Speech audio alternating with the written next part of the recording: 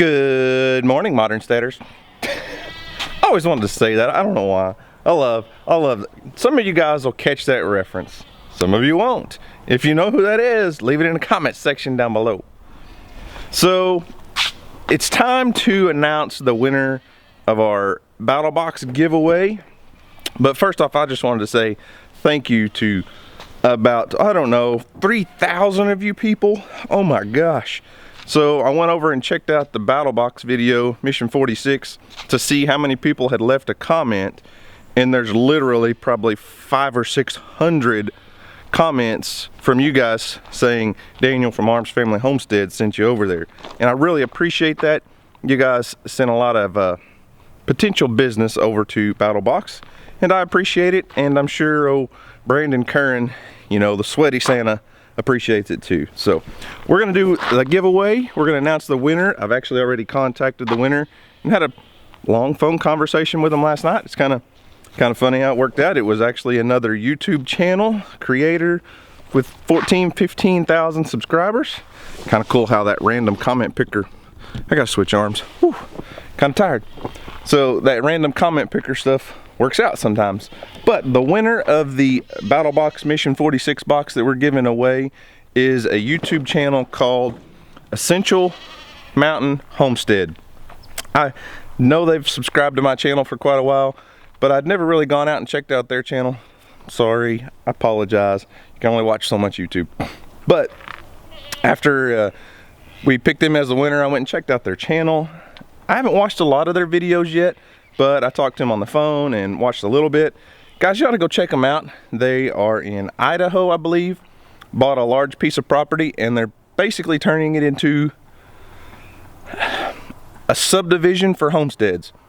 They took a large block of property, breaking it up into 1, 2, 3, 4 acre tracts or something, and trying to build a homestead community around them. Instead of being in a normal, typical subdivision, they want to be in basically a homesteaders subdivision, and I think they're building a really cool house right now, so go check them out. I'll leave a link to their channel.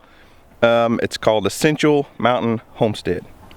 So anyways, I'm out early this morning. As you can see, the sun's just starting to come up. It's nice and chilly here in Oklahoma, but if you guys have subscribed to our channel for very long, you may remember my family typically tries to pack up and go somewhere fun for Christmas. Instead of just buying a whole bunch of random presents for our kids, they still get presents, but we try to go somewhere cool. So 2 years ago, we packed up and went to Nashville. That was awesome. My wife loved it. And then last year, we went to a little lake community here in Oklahoma called Carlton Landing. And it's just a fun family getaway. We try to do a couple family Christmas videos. Well, this year, we didn't really want to spend a whole lot of money, but we're like, what can we do? So I know I've got a good friend you guys may have heard of her. She's kind of popular in the social media world. I'm not talking about you, Bear. No, I'm not talking about you. But we've gone on several trips with her. It's Kendall Jones.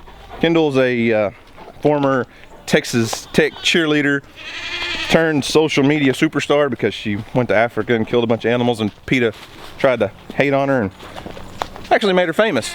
But Kendall's got a ranch down in Texas, a big commercial hunting ranch actually. We're not actually going there to go hunting. We're just gonna stay at the lodge and hang out as a family, do all that kind of cool stuff.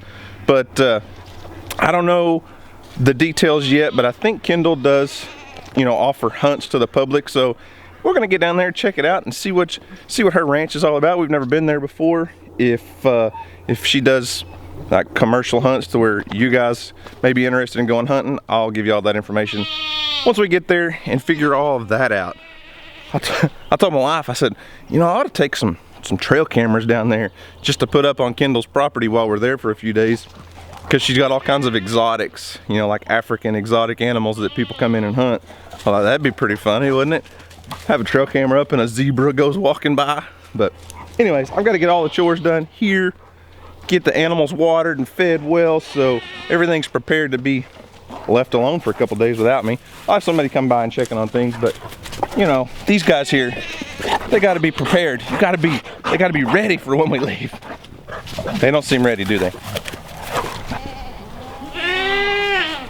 Are you guys ready? Yep. You're starting to look pregnant over there. Belly's getting kind of wide. Now that's something right there you would never say to a woman. Your belly's getting kind of wide. But I can say it to my goats because, as we learned the other day, goats are livestock. Goats are not humans. Goats are not just pets. I can say, hey, your belly's getting big, and I'm not gonna offend my goats.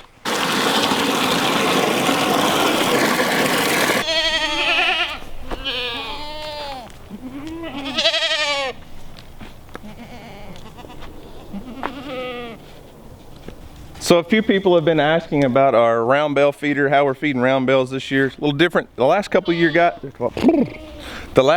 of years, you guys have seen me use this round bell feeder here, something I made several years ago now, but it's just a cattle round bell feeder that I hung a bunch of cables across, and then it allows me to suspend a round bell up in the air and the goats eat from the bottom.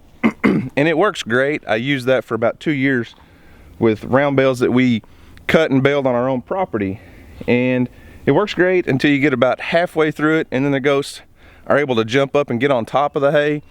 And once they can get on top of it, for whatever reason, I guess hay tastes better from above because goats are dumb sometimes, they get up there and they pee and they poop on it, and then they quit eating it.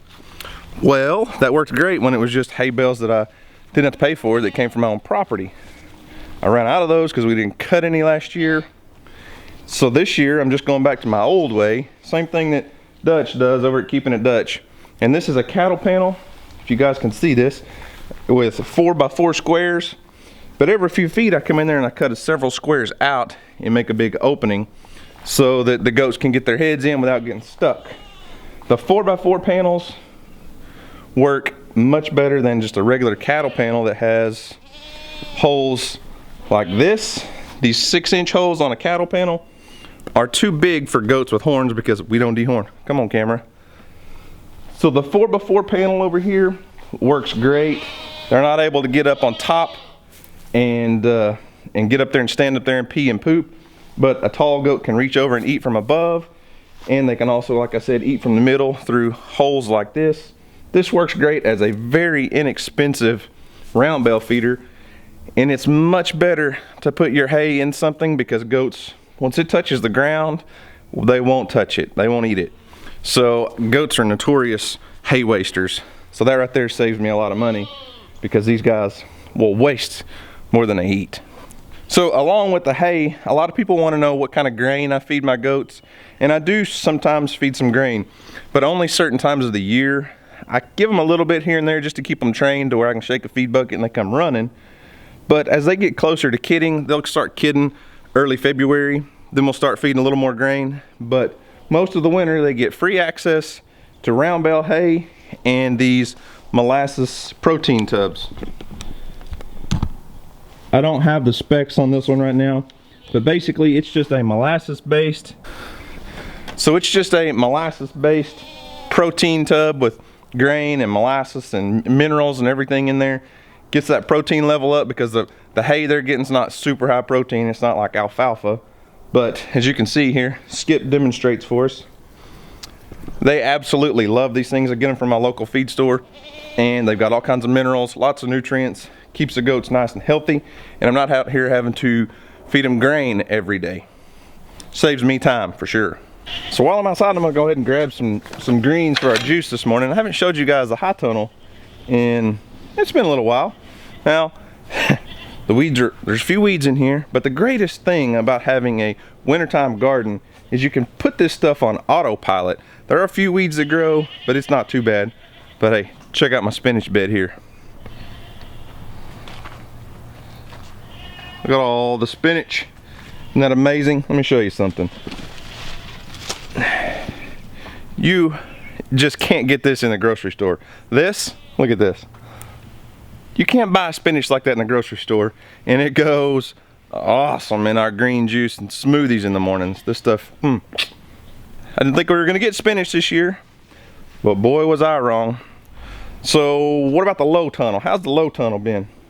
Well, let's just say this. It's been so warm in here several times that my bok choy has started to bolt. It's getting a flower head on it. Can you believe that? My bok choy is bolting on me in December because of warm temperatures under the low tunnel. Things are just crazy. How about some Swiss chard, kale? Oh my gosh, the kale's about to outgrow the low tunnel. So I'm gonna pick some greens for our juice this morning. How about that right there? Look at that.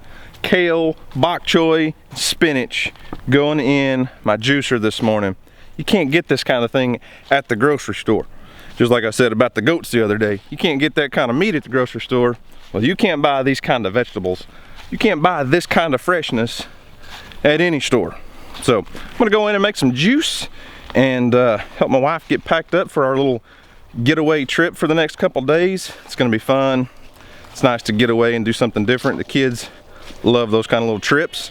So that's all I've got for today, guys. Come here, Bear. You want to check it out? You want to say goodbye? Oh, gotta say goodbye to Bella too, huh? Oh my goodness. You don't want my greens, guys. Well, guys, that's all I've got for today. Thanks for watching. Hope you enjoyed it. Y'all have a great day. And as always, we'll see you on the next video.